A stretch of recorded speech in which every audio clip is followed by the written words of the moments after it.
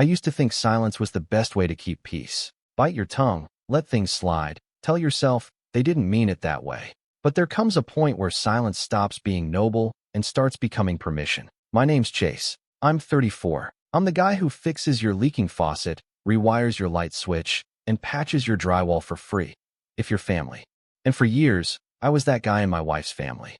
The one who always showed up with his toolbox and a smile. Didn't matter if it was a Sunday morning or a holiday dinner. If something broke, they'd look straight past their phones and point at me like I was a living wrench. I met Haley when we were both 26. She was smart, beautiful, and quick with sarcasm. The kind of woman who could throw you off balance with a single raised eyebrow. We got married 2 years later. I was working as an independent contractor, mostly home repairs and renovations. Not flashy, but I was good at it. Real good. Haley worked in HR at a tech company, and while our worlds didn't overlap much, we made it work. At least at first. The thing about marrying someone is that you're not just marrying them, you're marrying their whole ecosystem. And Haley's ecosystem was invasive. Her parents, Rick and Marla, lived just 10 minutes away.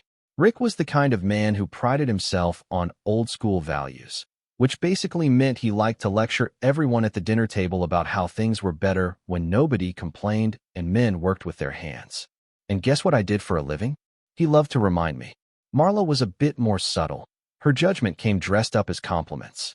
"It's so nice that you're not one of those greedy contractors, Chase," she'd say while handing me a list of repairs for their rental property. "You're not in it for the money like those other guys." I'd nod, smile, and keep my mouth shut, even as I spent my only day off crawling under their bathroom sink. At first, I chalked it up to them being old-fashioned. Just stuck in their ways. When they asked for help, I showed up. Whether it was installing a new ceiling fan, repainting their sunroom, or patching holes in drywall, I was there. Free labor. No questions asked. They never offered money, not once. Sometimes they'd toss me a cold drink or a sandwich. Marla would laugh. "Don't worry, you'll get paid in lasagna." And I'd smile, trying not to look at the clock as my entire Saturday disappeared. Haley always seemed grateful at first. "You're amazing for doing this," she'd say. "They really appreciate it." But over time, her tone shifted. If I ever hesitated, if I said, "Can it wait until next week?" or "I already have 3 jobs booked," she'd get quiet. Not angry, just disappointed. Like I was letting her down by not jumping the second her parents needed something. "They're just asking for a few hours," she'd say. "You're so good at this stuff. Why wouldn't you help them?" That line, that guilt-wrapped compliment. I heard it so many times it echoed in my head when I closed my eyes. Then came the parade of other relatives. Haley's younger brother, Devin, who somehow managed to own a house but didn't know how to reset a circuit breaker, called me every time his heater made a weird noise. Her cousin, Amanda, accidentally booked a non-refundable weekend trip and needed someone to stay at her house and fix her kitchen cabinet hinges while she was away. Her aunt needed help setting up a patio. Her uncle had a mold problem in the basement. Every single time, it was always me. And somehow, my wife became the middleman, the coordinator. She'd text me with smiley faces like it was a favor we were doing. "Hey babe, Aunt Lucy's patio is really dangerous. Do you think you could swing by Sunday morning before your mom's lunch?" Or, "Devin tried to install a new light fixture and now the power's out in half the house. Think you could rescue him?" I wanted to say no. I really did. But each time, I'd look at her, and she'd just blink at me like of course I would help. I was the helpful guy, the fix-it husband, the dependable one. It wasn't just the time, it was how expected it became. They stopped even pretending it was a favor. One time, Rick called me during my anniversary dinner with Haley. We were mid-meal at this fancy steakhouse I had saved up for, and my phone buzzed. I ignored it. Then it rang again, and again. Finally, I excused myself and answered. Rick didn't even say hi. "The kitchen sink's leaking again. You got your tools in the truck?" I told him no, I didn't. I was out with Haley. He sighed, like I'd just told him I wrecked his car. "All right," he muttered. "Guess I'll call an actual plumber. Just thought you might want to prove you're good for something." That stuck with me. Prove I'm good for something. I came back to the table, told Haley what he said. She laughed. "That's just Dad," she said. "He's just grumpy. Don't take it personally." But it was personal. It had always been personal. I just hadn't let myself feel it before. Then, one evening, we were at Rick and Marla's house for Haley's cousin's birthday. I had just finished replacing the bathroom light fixture. Yes, on a party day, because Rick had cornered me when we walked in and said, "Hey, before you grab a drink, that light's still out upstairs. Might as well knock it out now while everyone's mingling." I spent the first hour of the party sweating in their tiny bathroom with a headlamp and dusty wires. When I came back downstairs, nobody had even noticed I was gone. I stood there, looking at everyone laughing and drinking, and felt invisible. I went to the kitchen, grabbed a soda, and leaned against the counter to breathe. That's when I overheard it. Rick, in the living room, loud enough for half the guests to hear. "Chase? Oh, he's not family. He's just cheap labor with a wedding ring." Someone laughed. Then another. I froze. My ears rang. I didn't even hear who else was there, just that phrase on loop. Cheap labor with a wedding ring. I turned to look and saw Haley on the couch beside him. She wasn't laughing, not outright. But she wasn't frowning either. Just this little smirk on her face like she agreed but wouldn't say it out loud. Like it was an inside joke she was proud to be in on. Something cracked inside me right then. Not loud, not dramatic. Just a silent shift. Like when you realize a chair you've been sitting on for years has been broken the whole time. You just didn't notice because you were too used to the wobble. I didn't say a word. I didn't confront anyone. I finished my soda, walked back into the living room, and pretended I hadn't heard a thing. Haley looked at me, smiled like nothing was wrong, and leaned into my side. I smiled back. But inside, I was already gone. And the next weekend, I made sure they'd all know it. But not from me. From her best friend. Through a photo of me, lounging at a resort, next to her boss, smiling. And that was just the beginning. The weirdest part was how easy it was to act normal after that night. Like muscle memory took over. I kissed Haley on the forehead when we got home. Watched a movie with her on the couch. Told her I was tired, even though I barely blinked all night. I kept thinking about the smirk. That tiny, smug curve of her lips as her dad reduced me to a punchline. And she smirked. Not even a nervous laugh. Not a fake chuckle to defuse tension. A smirk. The kind of look you give when you think something is true. That image haunted me more than the insult itself. But I didn't bring it up. Not yet. I wanted to see what she'd do without prompting. Maybe she'd apologize. Maybe she'd admit it was messed up. Maybe she'd even defend me. But the next morning, she acted like nothing happened. Made coffee. Asked if I could look at Devin's garage door sometime this week because it's jammed again. I nodded. Said I'd see what I could do. I didn't say, "Your dad called me cheap labor in front of everyone last night," while you smiled like it was true. I just took a sip of my coffee and told her I'd need to check my schedule.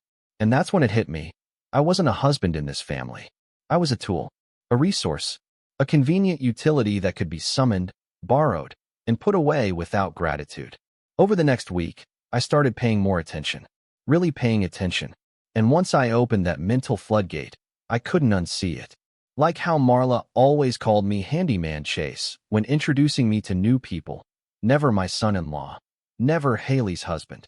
Always with a laugh, like it was some charming nickname, when really it was a label. A category. I wasn't a person to them. I was a walking wrench with a bank account they didn't have to worry about draining. Or how Haley never said thank you anymore. Not for the repairs. Not for the favors. Not even for the little things, like fixing her tire before work or unclogging the shower drain she packed with half a bottle of conditioner. She used to. In the beginning, every little thing I did got a smile and a kiss. "You're the best, babe. What would I do without you?" Now, nothing. Just expectation. One night that week, I came home late from an emergency job, real client this time, not family, and found Haley on the phone with her mom. She didn't hear me walk in. I stood by the door, frozen in place, listening.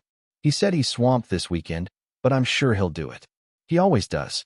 I mean, what else is he gonna do? Watch football. Pause. No, he won't argue. He likes feeling useful. I quietly stepped back out before she saw me. Sat in the car for 15 minutes. Just sat there. It wasn't the words that stung. It was the certainty in her voice. The casual, almost bored confidence that I would always say yes. That I needed to feel useful. Like I didn't have a spine. Like I was some broken man desperate for praise. It was a weird mix of heartbreak and clarity. Like watching someone you love cheat on you. Not with a person, but with the idea of you they've decided is more convenient. And they're in love with that idea. Not you. Not the real you. The real you is just in the way. That weekend, I told Haley I had taken a last-minute booking with a new client out of town, 2 hours away. I'd be gone Friday to Sunday. She didn't even ask who the client was.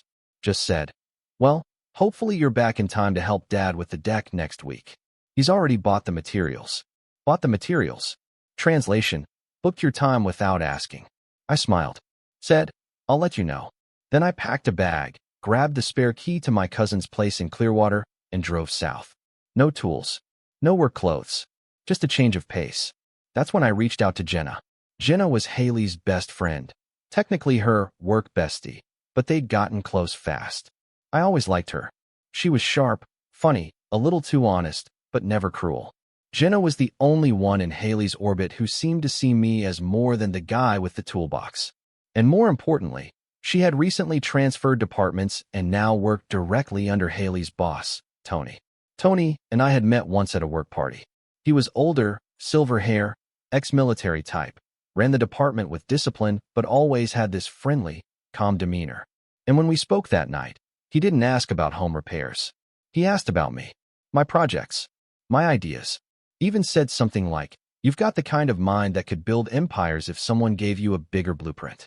I remembered that line, because no one in Haley's family had ever said anything even remotely close to that. So I reached out, told Jenna I was in Clearwater and had a weird idea I wanted to run by her. She said yes immediately. Said Tony was there for the weekend too, company resort thing. You should swing by for a drink, she texted. It'll be fun. It was more than fun. It was clarifying. We talked. We laughed. We played cards by the pool. Tony remembered everything we talked about at the party, even asked if I ever considered taking my skills to a broader market. Jenna joked about stealing me for her department's office renovations. We took a photo together, the three of us on lounge chairs, sunglasses on, drinks in hand. Just a simple photo. Nothing inappropriate. But it sent exactly the right message. I didn't post it. I didn't even send it. Jenna did. To Haley. With no caption. Just the image. Her husband, mysteriously unavailable for the weekend, smiling poolside next to her boss. I turned my phone off after that. The next few days were quiet. Peaceful. I stayed with my cousin another night, just for the silence. No phone calls. No errands. No guilt. When I finally turned my phone back on, I had 13 missed calls from Haley. 2 from Marla. 1 from Rick. And a dozen texts that started casual and turned frantic. Hey, Jenna just sent me something weird? Then where are you? Then are you with my boss? Followed by, you better explain right now. I didn't reply. Instead, I waited until Monday morning. Made breakfast. Sat at the table. Waited for Haley to come out of the bedroom. She looked wrecked. Red eyes, messy hair, her voice sharp and shaky. What was that? I sipped my coffee. What was what?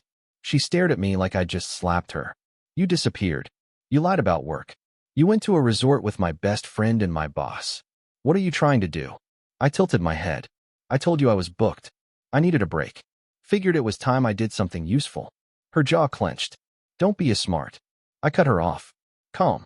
Steady. You've never once said thank you. She blinked. What? For the years. The work. The time. All the Saturdays I gave up. All the projects I did for free. Your dad calls me cheap labor. You smirk. Your mom parades me around like I'm the family handyman. You treat my skills like an extension of your dad's tool shed.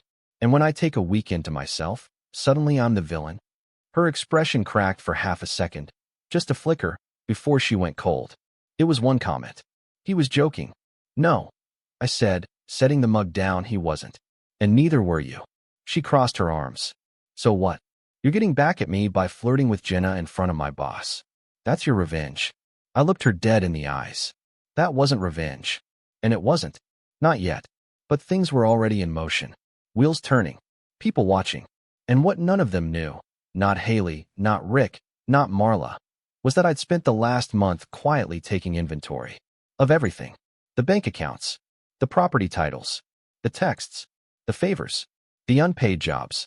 The so-called family business Rick tried to rope me into. The one he conveniently kept in his name while I did the work. I had let myself become a doormat, yes. But even doormats have their limits. And the moment I heard cheap labor with a wedding ring, mine hit.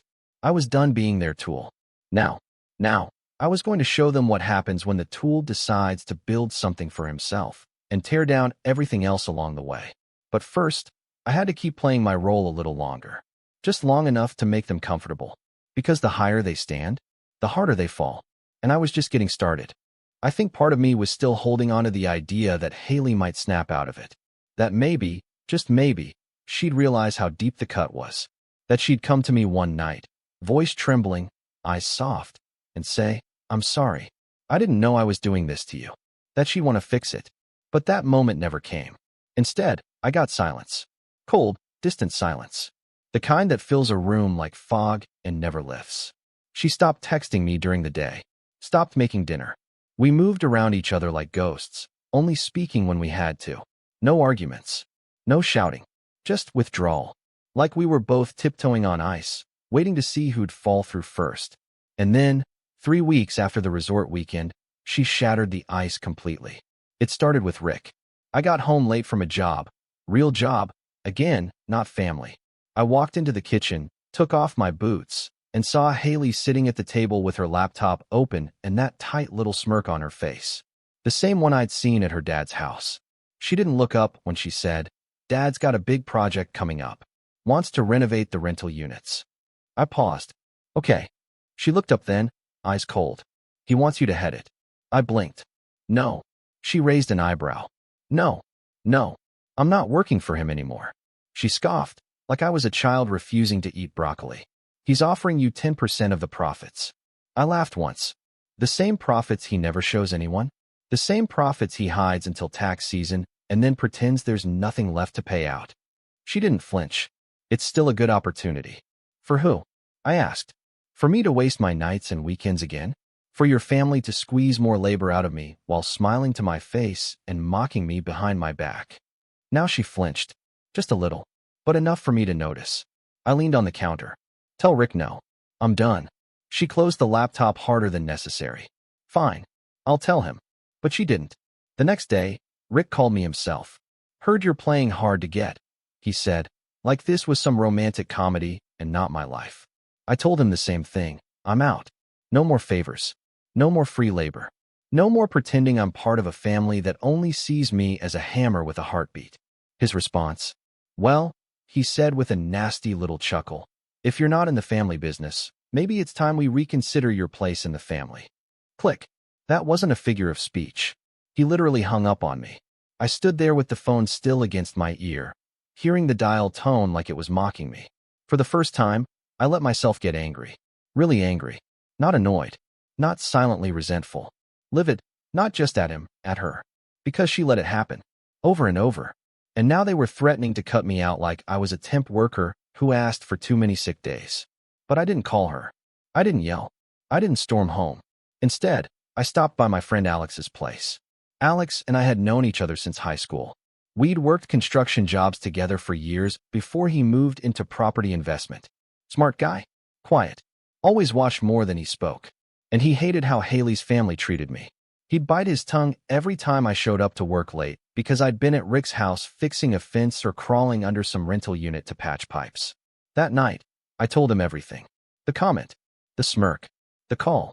He just sat there, sipping a beer, until he finally said, "You ever think about how much equity you've built for them?" "What do you mean?" He leaned forward. "You've added value to their properties, repaired their rentals, renovated kitchens, built decks, installed plumbing, electrical.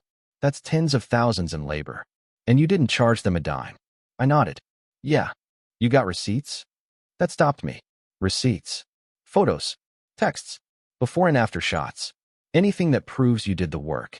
I thought about it. And slowly, I nodded again. "Yeah, I think I do." He smiled. "Start digging. Because I think it's time you made some of that equity work for you." That conversation rewired my brain. I stopped waiting for apologies. I stopped hoping Haley would change. I started documenting. Every job I'd done for them. Every house. Every hour I could account for. I went through my old phone backups, dug out texts from 3 phones ago. Photos of Rick's cracked foundation before I fixed it. Screenshots of Marla's text thanking me for saving them another $6,000 after I replaced her HVAC system. Even a video of me in Devin's backyard, covered in mud, hauling out broken fence posts. I made a folder. I called it Contributions. Every night, I added more and more, until it was bigger than I thought possible. Then came the betrayal. The real one. It was a Saturday. I had just come home from a private client job, not family, actual paying work, when I noticed the garage was open. Haley's car was gone. I figured she was out running errands. I walked in, set down my gear, and something caught my eye. The filing cabinet. Our shared cabinet. It was unlocked. We kept our documents there, tax returns, property records, bank statements, and more importantly, my business files. I always kept paper backups for permits, quotes, and client invoices. I'm old school like that. I opened it and felt my stomach twist. Half the business folder was gone. Not shuffled. Not moved. Gone. I called her. No answer. Called again. Straight to voicemail. I sat down, trying to stay calm. Maybe she took them for something? Taxes? Insurance? Then I saw the envelope on the kitchen counter. No name. No note. Just sitting there like a landmine. I opened it. Inside were copies, not originals, of 3 invoices I'd written for Rick's properties. But they had Rick's name as the contractor. Not mine. I stood there, staring at them, feeling like the room had tilted sideways. Rick's name. Rick's company. Rick's logo. My work. My handwriting. Even, barely covered up with clumsy digital edits. I knew that logo. It was the same one on the family business paperwork he once waved in my face when trying to convince me to go all in. The same one I refused to sign under because I knew better than to co-sign a sinking ship. He had taken my work and passed it off as his own, retroactively, which meant someone had gone through my files, found those invoices, rewritten them, and printed them out to match his records. I didn't want to believe it. Not really. But the longer I stood there, the clearer it became. Haley had given them to him. She took my files. She gave them to Rick, and he used them to fabricate his value on my work. I sat down, stunned. This wasn't just disrespect anymore. This was theft, forgery, fraud, and betrayal from the one person who was supposed to have my back. When Haley finally came home, I didn't say anything. Not at first. I watched her walk through the door like nothing had happened. She dropped her purse, kicked off her shoes, stretched. Then she froze. She saw the open cabinet, the missing envelope, and she knew. Her face went pale, then red, then blank. "You went through my things," she said. I laughed. I couldn't help it. It was this weird, broken laugh that sounded more like a cough. "Your things? That's my business folder. My invoices." She didn't say anything. "Did you give them to Rick?" Still nothing. "Did you give my work to your father so he could forge records and claim I was just a hired hand?" That one landed. She winced. She started. No just. Tell me the truth." Her voice was barely above a whisper. "He needed them for the loan application." I stared at her. "What loan?" "For the renovations. He said the bank needed proof of past projects. So he took mine and put his name on them." She looked down. "It's still the same work. The same family." I felt something break then. Not loudly. Quietly. Like when you step on something soft and realize too late it was living. I walked out, got in my truck, and drove. That night, I didn't sleep. I didn't eat. I just sat in the cab of my truck outside Alex's place, watching the streetlights flicker. When he opened the door at 6 a.m. and saw me sitting there, he didn't ask a thing. He just handed me coffee and said, "So, what's the move?" I looked up at him, and for the first time in years, I didn't feel helpless. I felt focused. "She took everything I gave her," I said. "My time, my work, my trust. And now she wants to rewrite the story, so I was never part of it." Alex nodded slowly. "Then we rewrite it back." And what I did next? Let's just say it made every fake invoice, every unpaid favor, every smug smirk look like child's play. But I'll get to that soon. First, I had to play my part a little longer. Because this time, I wasn't building their dream. I was building the blueprint for their collapse. I hit my lowest point a week after I found the invoices. Not because of the paperwork itself. Paper can be replaced, photocopied, scanned, but because of the way everything else started to crumble around it, like dominoes that had been standing patiently, waiting for a nudge. It began with the smallest things. Clients who had once trusted me without thinking suddenly asking for references I didn't have, or canceling because some neighbor told them, "Rick handles all of that now." Word moves fast in a small town when someone with a louder voice decides to speak. I lost 2 steady contracts in the same month. One client said they felt uncomfortable hiring me after hearing I was involved in a family dispute. That one hurt more than the financial hit. It felt like my name had been rebranded to mean unreliable overnight, and I had no control over the sales pitch. Haley grew colder in a way that wasn't dramatic, but was surgical, meticulous removal of warmth. She stopped setting aside my coffee cup, stopped leaving notes on the fridge, stopped calling in the little ways she used to. Nights were the hardest. We slept in the same bed, but with the distance of two strangers who had once learned each other's breathing patterns. I remember waking up one night and listening to the space where her side of the bed should have creaked, and it was like standing at the edge of a cliff, the wind in my ears telling me how far I'd fallen. There was grief, sure, a slow, aching hollow, but under it there was also a quiet fury that felt steadier than grief, like gravity had shifted, and I could see the ground clearly for the first time. Money got tight. I'd been careful, but being hit with unexpected vet bills for the dog we had taken in, replacing equipment, and losing two major clients chewed into my savings faster than I predicted.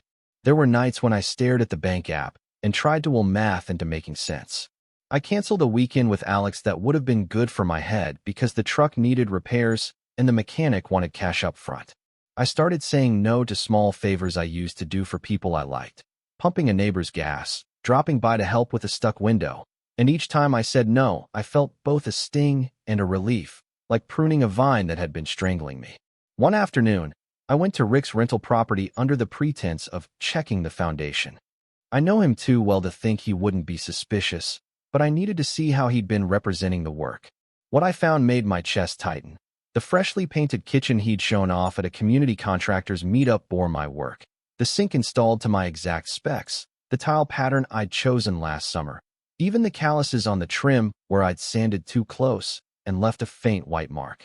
A framed photo in the living room had him and Marla smiling, and when I asked about it, he waved me off. "You did a fine job, Chase. Glad you could help." He said it like a compliment. It was a lie, but everyone clapped. I left and my hands were shaking.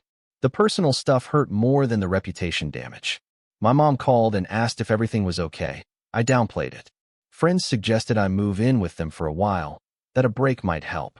I refused. The idea of leaving felt like admitting defeat. But I was tired in a way I'd never been tired before, not just physically, but morally. Like every day, I had to dress myself in restraint and patience and swallow more indignity. I missed the part of myself that used to tinker in the garage for fun, who would tinker until midnight because the solution was its own reward. Now it felt like every tool I owned was a ledger entry in someone else's account. The worst hit came one rainy Tuesday. I had been working late on a small deck for a new client and finished later than planned. When I drove up the lane to our house, Haley's car was gone. Inside, on the kitchen table, was a thick brown envelope with my name written across the front in Haley's handwriting. My heart stopped before I opened it. Inside was a packet labeled separation agreement. More than a form, a whole packet of paperwork prepared like someone had planned the steps out without telling me. It included a draft of a post she'd apparently written in case things didn't work out, outlining how she'd been used by me and how the family had tried to be supportive. It was clinical. It was cold. It read like someone had rehearsed being hurt and decided to make it official before speaking to me. Up until that moment, I had imagined many endings. I had plotted versions where I left first, dramatic exits with boxes, and a door slam. I had imagined calm conversations where we both saintly apologize and get back to normal. I had imagined slow fade-outs where we become roommates rather than partners. But seeing that packet, a preemptive betrayal, felt like a stone thrown through a window I didn't know I had. It was a challenge, and for the first time I recognized how far they were willing to go to rewrite reality. They wanted to make the story about me being the problem. Not Haley's silence, not Rick's theft, but me. The man who'd spent years walking to their houses with a toolbox and a smile was suddenly a threat that needed neutralizing. I did the weirdest thing then. I sat down and wrote a letter. Not for Haley, not for Rick, but for myself. It was small, only a page, but I wrote it like I was notarizing a covenant with the universe. I will not beg. I will not be gaslit into apologizing for being me. I will protect my work. I will not be erased. I sealed it into an envelope and put it in the glove box of my truck like a talisman. It felt silly and real at the same time. Maybe it was a ritual, a step I needed to take to declare the end of something or the beginning of another. I started cleaning up evidence, not deleting, but organizing. I copied photos to new drives, backed up texts, made spreadsheets of hours spent on each project for Rick's rentals, hours that, when valued properly, would make his 10% payout look like small change, and reached out to a contact at the local trade association to pull permitting records that listed me as the contractor on jobs Rick now claimed. I found myself walking into the town clerk's office with documents and coffee, asking for copies, answering questions, and feeling very much like a man reclaiming his past. Nobody at the clerk's office took sides. They were just filing machines. But their indifference felt useful. It meant facts existed outside of the family's stories. Meanwhile, Haley's behavior turned stranger. She began to stage things almost theatrically, leaving her phone face up with a paused podcast that had nothing to do with us, folding laundry carefully, and placing a shirt with my initials in a visible spot as if testing whether I would notice. Once she invited her mother over and staged a coincidental discussion about how sometimes marriages just fade away when both parties want different things. I let them talk. I answered politely when asked about us. I didn't throw accusations. I used to think confrontation was revelation. Now I'd learned silence could be strategy. I played my part with careful precision, showing up to family dinners with a neutral smile, letting them believe I was crumbling if that helped them feel victorious. There were nights I wanted to teach Haley a lesson, to show her the cost of her choices. But as the rage simmered, something else took hold: clarity. The more I cataloged and planned, the more I realized that an emotional outburst would ruin more than it would fix. If I wanted to rebuild anything, whether that was a life without them or one where they had to answer for what they'd done, it had to be done cleanly, with proof and timing. I started rehearsing conversations in the mirror, not to bait them, but to prepare for the legal and social truth I would eventually reveal. I called a lawyer's office for a consultation but didn't hire anyone yet. The idea felt premature. Instead, I practiced patience. It was the hardest part. I'd always been a fixer who loved the instant gratification of a repaired leak or a square tile set perfectly. This required me to be the kind of craftsman who measured twice and cut once. In life, one evening, as late autumn smell crept into the air and the leaves skittered like old bills across the driveway, I sat at the kitchen table with three things: my laptop open to a folder labeled contributions, a printed list of clients I'd helped over the past 5 years, and a small recorder I'd bought on impulse. I hit record and spoke into it like I was crafting an affidavit, telling the story of each job, the dates, the hours, the chats with Rick who had been there when I started, and the way he'd insisted on helping after I finished. I documented conversations from memory, voiced doubts, and then cataloged facts. It felt almost absurd, talking to myself in a house that once felt safe, but also necessary.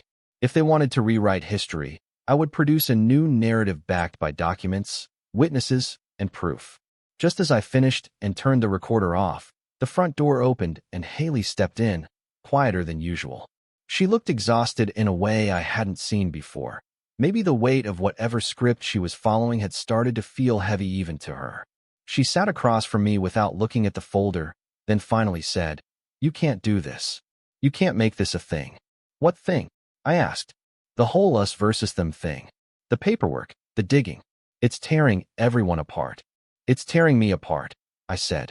"I didn't ask for this." "No," she said, her voice soft. "But you started it by disappearing. By going off with Jenna and Tony. People are talking." Her eyes flicked toward the window, as if listening for those gossiping tongues. "I'm losing my friends." "You gave them my invoices," I said. "You handed over my work." She flinched, but then wiped her face with the back of her hand like she was clearing fog. "Your invoices helped Dad get the loan," she said quietly. "He needed them to show the bank he'd done work before. I thought. You thought you'd help him and probably get me a steady paycheck in his new venture," I finished for her. "That's not what happened." She looked at me as if measuring the man in front of her for real, the way you examine a car for dents after a hit and run. "Chase," she said, "we can fix this." "No," I said, and it surprised me how final it sounded. "Not like this." She looked down, and for a moment I saw vulnerability, not the kind I'd been allowed to see when things were easy, but a deeper, rawer fear. "I'm scared," she admitted. "I don't want to lose my family." "Then stop helping them steal mine," I said. "If you want to keep both, you have to be honest." That's the only way. She stood abruptly, pacing like someone rehearsing a script, and then she did something that crossed a line I hadn't expected. She slid an envelope toward me. It was the same brown envelope from a few weeks ago, the one with the prepared separation packet. "Sign here," she said, her voice flat. "It'll be cleaner for everyone." I stared at it. For a second, the old part of me, the one who wanted to keep peace at any cost, wanted to take it, sign, and hand over the key to whatever remained of our marriage in exchange for an end to the noise. But something else had changed. The months of being overlooked, the theft, the staged pity, the careful erasure, they had shifted my center. I realized that signing would give them everything. My work, my reputation, my narrative. It would let them make me small on paper and keep all the benefits of my labor without responsibility. I slid the envelope back. "I can't," I said. "Not like that." She made a sound that could have been anger or sorrow. Sometimes the two are the same. "Then what do you want, Chase? What do you want me to do?" I looked at her for a long time, measuring the person I had once married and the person who sat across from me now. The house hummed softly with the sound of the refrigerator and the distant rush of rain. Outside, the evening had settled into a hush that made every small movement feel important. I could fix this with a conversation, or with compromise, or with patience. Or I could do something else entirely, something that would force the truth into daylight. I had evidence, witnesses, and a growing sense of purpose. But evidence alone wouldn't hurt them enough. Timing and exposure would. I knew that if I moved too soon, I'd lose the leverage I'd been painstakingly gathering. If I moved too late, I'd risk losing everything I'd managed to keep intact. Haley watched me and said, almost like a dare, "If you don't sign, what then? Are you going to take Dad to court? Are you going to ruin both our families?" I set my jaw. "I'm going to tell the truth," I said. "And I'm going to make sure the truth has receipts." She swallowed. "Do you even know what you're asking?" "The fallout." "I do," I replied. "And I'm ready for it." She stood there, breathing fast, and for the first time I saw panic where there had been only calculation. The choice I had to make next was more than a legal tactic or a petty revenge. It would redefine us. It would expose more than just invoices. It would force everyone to choose between loyalty to the comfortable lie and accountability to reality. I slid the recorder back into my pocket, the small device now a quiet dagger of proof. I picked up my keys. And then, before I walked out the door, before the first move in the part one had been planning for months, I did one last thing. I opened the glove box, found the envelope I had written to myself, and tucked it into the folder labeled Contributions, right on top. It felt ceremonial. It felt like an oath. I paused at the doorway, hand on the knob, and for the first time in months, I felt the dark and terrifying peace of someone standing on the edge of an action that could not be undone. Outside, the rain had stopped and a thin moon cut through the clouds, sharp and indifferent. I turned the knob, and then my phone buzzed. It was an unknown number with a short message. "We know what you've been doing. Stop now or things get worse." I closed the door slowly, listening to my own breath, and realized that however I moved next, the game had already been noticed. When you spend long enough being underestimated, it does something to you. It compresses your ambition into something sharp, dense, like a diamond forming under pressure. After months of being treated like a background character in my own life, I had something most people never get: clarity. Not just about who I was dealing with, but about who I was without them. After that text, "We know what you've been doing. Stop now or things get worse," I didn't panic. I stared at it for a solid minute, then chuckled under my breath. It wasn't a threat, not really. It was fear. Someone, somewhere, was nervous. And fear meant I was finally becoming visible again. Fear meant someone had noticed I'd stopped playing my part. It was time to accelerate. The first thing I did was move. Not out of the house yet. I knew better than to make an obvious retreat. But I started sleeping in the guest room. When Haley asked why, I told her I snored and didn't want to keep her up. She nodded like it made sense, but we both knew what it meant. The glue was cracking. But I wasn't going to just walk away and let her stage a pity narrative. No. If this was war, I was going to draw the battlefield. I went back to work. Not just on jobs, but on myself. I rebranded my business. New name, new logo, new website. I let go of the dusty Chase Fixes It branding Haley's family used to mock and launched a sleek new identity: Hollow Ridge Restoration. Clean, professional, focused on full renovations, not patch jobs. I hired a freelance designer off Reddit who sent back branding that looked like something from HGTV, bold lines, deep green tones, high-end aesthetics. I even got matching business cards and embroidered polos. Then I went further. I built out a portfolio using the photos I'd collected, before and afters of Rick's rentals, Marla's sunroom, even Devin's ridiculous backyard deck I'd rebuilt after he butchered it with a rented saw. But this time, I added clear captions. Kitchen remodel. Labor provided by Chase Hollow, unpaid. Materials reimbursed. Work falsely attributed to RM Properties in later filings. I didn't post these publicly yet. I compiled a digital booklet, 26 pages of side-by-side comparisons, emails, texts, invoices, permits, and I sent it to one person, Tony, Haley's boss. He called me that afternoon. "Chase," he said, "this is impressive. And honestly, disturbing." I told him I wasn't suing yet. I wasn't blackmailing anyone. I was just showing the truth. Quietly, calmly, respectfully. I made it clear I wasn't trying to blow up Haley's job. I only wanted her boss to know who had been leveraging his name behind the scenes. He thanked me, and then he asked something I didn't expect. "You ever think about expanding your work? Commercial spaces? Office redesigns?" My heart skipped. That was my dream. Always had been. But Haley's family had convinced me to stay small. Local. Safe. The idea of chasing bigger contracts had always been dismissed as too risky by Rick or a waste of energy by Marla. Why bother when you've got all the business you need right here? Except I hadn't had business. I'd had chains. Now I had options. Tony introduced me to a contact in his network, an interior architecture firm that needed a reliable contractor for small business builds. Their first job? A bakery renovation downtown. Not huge, but public-facing. High traffic. The kind of project people talked about. I took the job. I hired 2 guys I trusted, friends from my early construction days who'd always been loyal, and we got to work. The bakery project ran for 3 weeks, and by the end of it, I had 3 more requests waiting. A local gym, a coffee shop, a co-working space. Every single one had heard about me through Tony's network. And just like that, my name stopped being a whisper. It became a conversation. Back at home, the tension with Haley simmered in the walls. She knew something had shifted. I came home later. I was cleaner, sharper, more focused. I didn't argue, didn't volunteer information, didn't ask about her parents or their projects. She asked once, "Where have you been all day?" I said, "Work." She said, "You look different."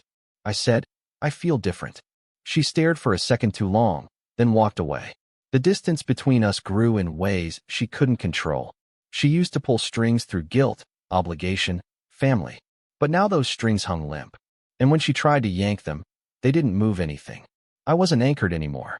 I also reached out to a lawyer, a real one this time. Her name was Nadine, and she had this quiet, surgical demeanor that made every room feel like a courtroom.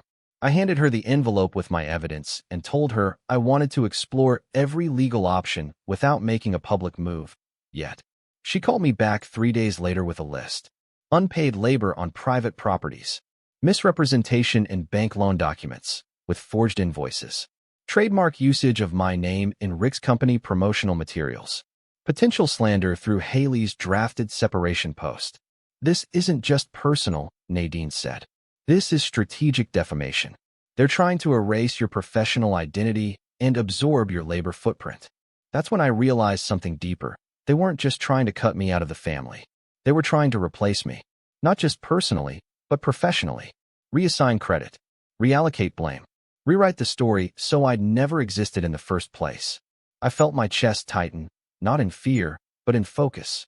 That's when I filed the paperwork to incorporate Hollow Ridge Restoration as an LLC and started the process to copyright my original logo and tagline from back when I was just Chase Fixes It.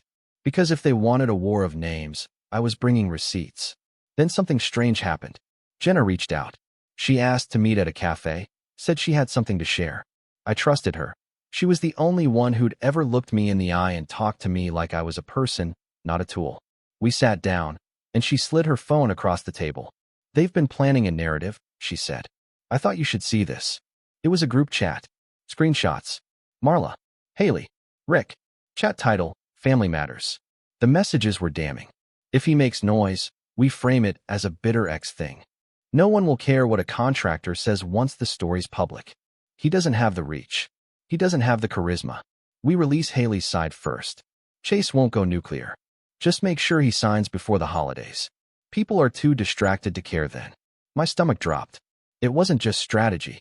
It was manipulation. They weren't preparing for the fallout. They were designing it. I looked at Jenna. Why are you showing me this? She leaned forward. Because I've seen how they treat people. And you deserve to know what's coming. I nodded slowly. Thank you. She hesitated, then added.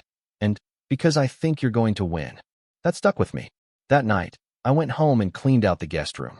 Not just to make space, to record. I turned it into a mini studio. Ring light, camera, whiteboard, clean backdrop. I wasn't going to play the victim. I was going to tell my story. Before they could tell theirs. I wrote a script. Calm. Professional. No insults. Just a clear, fact-driven breakdown of what had happened.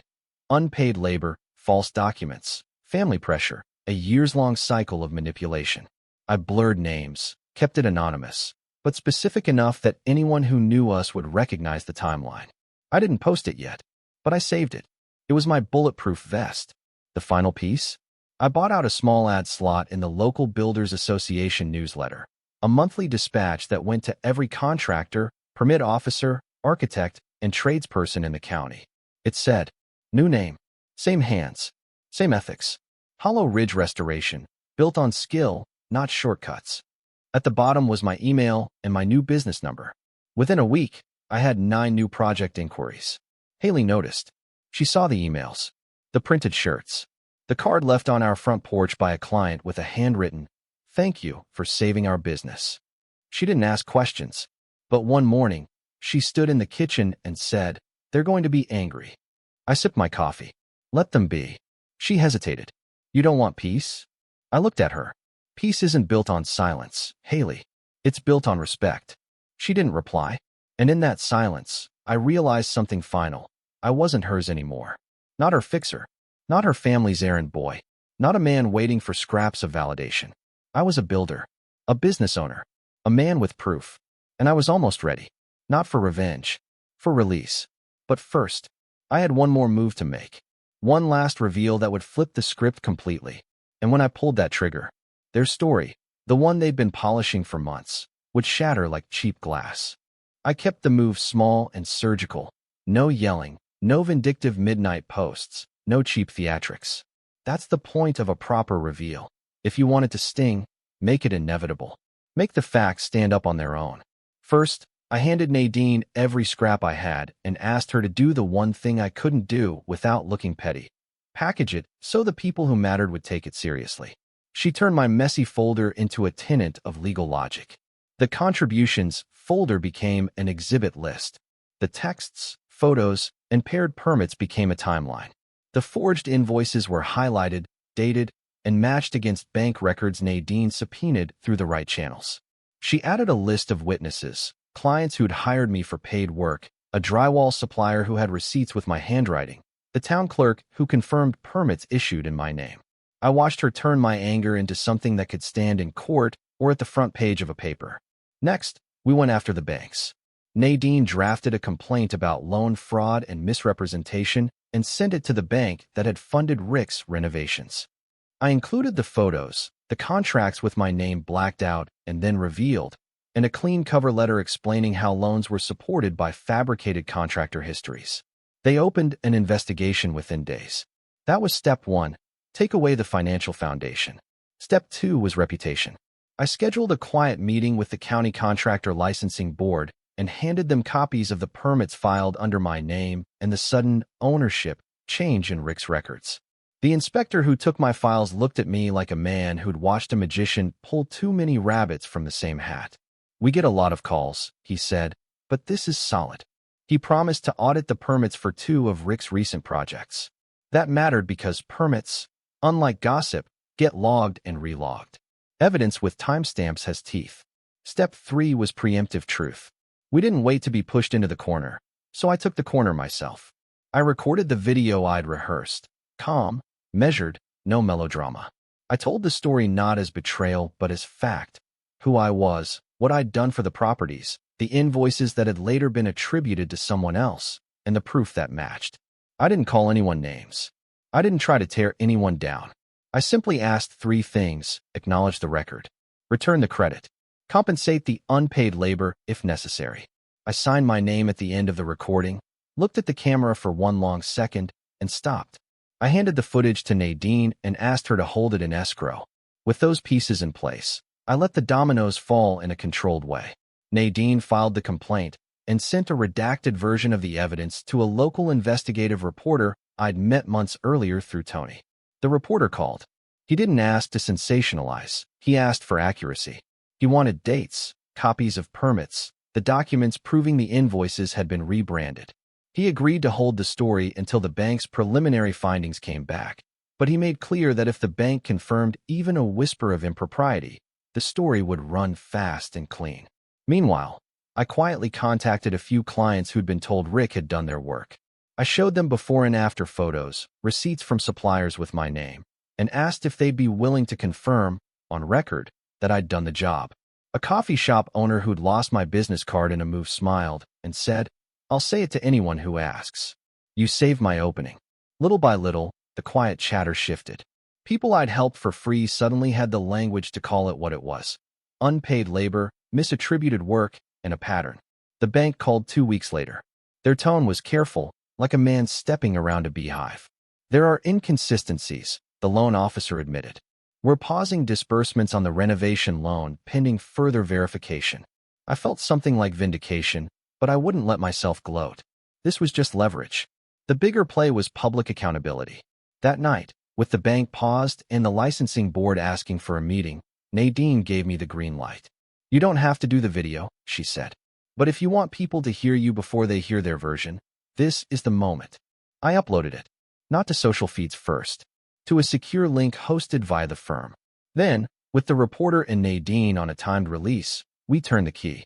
The story that ran the next morning was not a scream. It was paper, dates, documents, and the kind of calm reporting that made you feel like you'd missed something obvious for years. "Local contractor alleges family business fraud," the headline read. The leader paragraph laid out the claim: long-term unpaid labor, forged invoices, and contested loan documents. They included my video link. The initial reaction in the small town was messy. Some people called my actions harsh. Others called them overdue. Rick's sister posted a defensive message on Facebook about family dynamics, and a neighbor left a voicemail telling me to stay out of family matters. Haley texted once, "Why are you doing this?" I didn't answer her. I had nothing left to prove to someone who handed me over like a receipt. What mattered were the ripples. The bakery owner posted a short note. "Thank you, Chase. You saved our lease." The contractor board announced an audit. The bank froze the loan entirely. A local supplier confirmed over email that checks had been made out to me for materials that Rick's company later claimed as theirs. The county inspector scheduled site visits. The reporter set up follow-ups exploring whether other families had had similar issues with misattributed work. Jenna texted, "You did good." Tony called and said, simply, "You did what you had to." And then something unexpected happened. I got a call from a mid-sized construction firm in the neighboring county. They said they had seen the article and were interested in hiring Hollow Ridge Restoration for a commercial build-out slated for the spring. A call like that changes the math. It meant payroll, subcontractors, a team that could finally be paid what they were owed, and it meant monthly deposits, not handshake promises. I sat at my kitchen table that night, the same table where Haley had pushed an envelope at me only months before, and I felt, for the first time in a long time, steady. The humiliation had been a furnace. The work had been the hammer. Now, the sparks were flying in the direction I wanted. But the moment of satisfaction was short-lived. At 11:03 p.m., as I was closing up the laptop to go to bed, my phone buzzed with a single unknown number. Nadine's name flashed next. She was calling from the courthouse steps. "Chase," she said without greeting, breathless. "You need to get over here." "Why? What happened?" I asked. "Bank just notified us. They've frozen more than the loan. There's an internal audit on several accounts. The licensing board found irregular filings for 3 properties. Also, the reporter says Rick's been quietly contacting former clients to discredit you." "But that's not," she paused, then added, "there's a warrant request in the works. Someone says your backup drive has irregular files tied to their corporate accounts." My chest dropped and then tightened. Irregular files? Like what? Could be anything. Could be nothing, she said. But they're moving fast, and they want your statement. If I were you, I'd come down now. I drove through a sleepy, silvered town and thought about everything that had happened up to that moment. The smirk on Haley's face, the forged invoices, the long nights backing up evidence. I thought about the recorder in my glove box, the envelope I'd written to myself, the quiet video that had shifted public opinion. I felt the weight of the moment smaller and sharper, like a coin in the palm of your hand.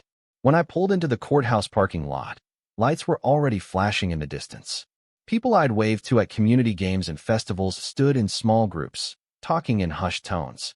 I caught a glimpse of Rick across the street, jaw tight, flanked by a man in a suit who looked like he had read too many legal thrillers. Nadine met me at the courthouse steps, her coat flapping, eyes hard. "They're angry," she said. "But anger isn't guilt. It's not proof. We have time to control the narrative, but don't underestimate what they'll try. People with more to lose get louder." I nodded. "What do you need me to do?" She reached into her briefcase and handed me a small sealed envelope. "This is a request for your statement, but also a notice that someone's petitioned for a temporary seizure of your business assets pending an investigation. They're framing you as the disruptor. Be careful who you trust." The metal in my hand felt heavy. I thought then of the recorder in my glove box, of the envelope I'd written to myself, of the layered backups I'd made and stashed in places Haley would never think to look. I had built a chain of custody without knowing I was building one. Copies with timestamps, witnesses lined up, and an attorney who could move faster than their cousins. I was ready to fight. But even as I walked into that courthouse, my phone buzzed again. A photo from an unknown sender. It was blurred, but my stomach saw it before my brain did. Haley at a dinner table, laughing, and beside her sat someone I hadn't expected to see at all. Rick, smiling, and on his phone, a document open with my handwriting visible. I swallowed and looked at Nadine. "We go now," I said. She nodded. We walked into the hallway where the fluorescent lights hummed and the air smelled like old paper and coffee. The next steps would decide everything. I took a breath, felt the evidence in my pocket like a small, heavy stone, and stepped forward. The courthouse hall was quiet, but it pulsed with tension.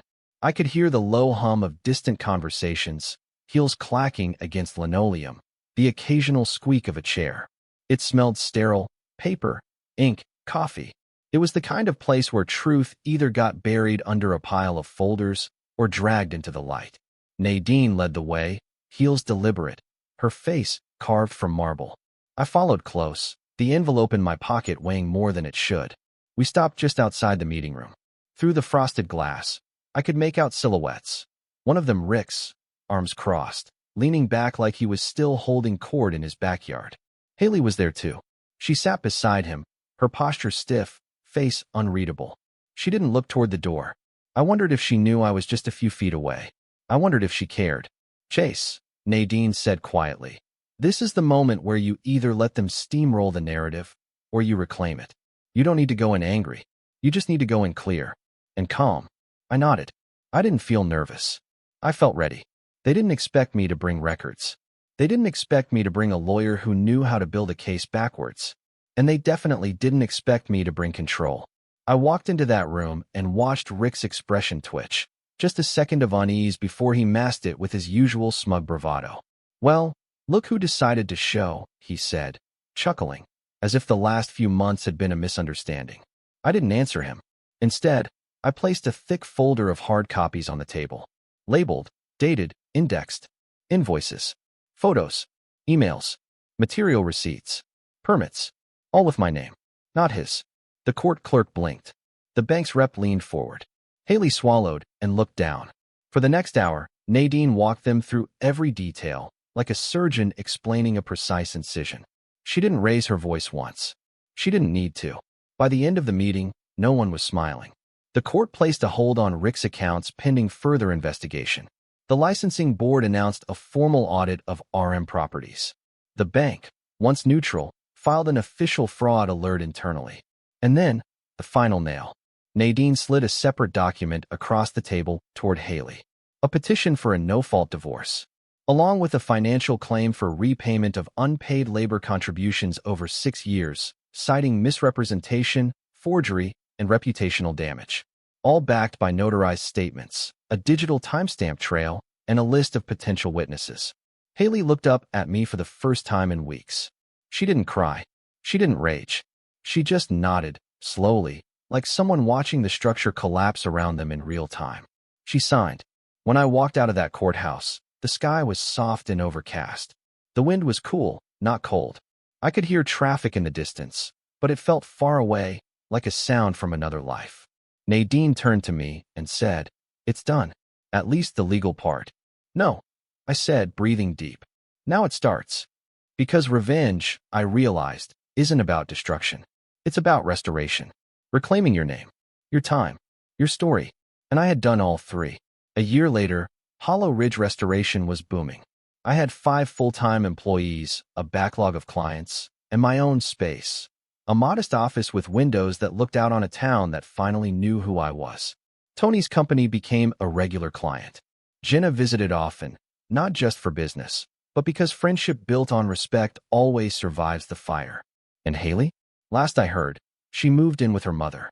Rick's properties were under new management. The bank called in the loan. The family business quietly dissolved.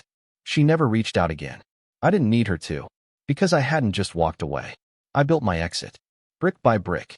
And when they tried to burn the bridge behind me, I paved a road instead, one that led me forward, one where I never, ever, picked up a wrench for anyone who didn't deserve it. Not again. Not ever.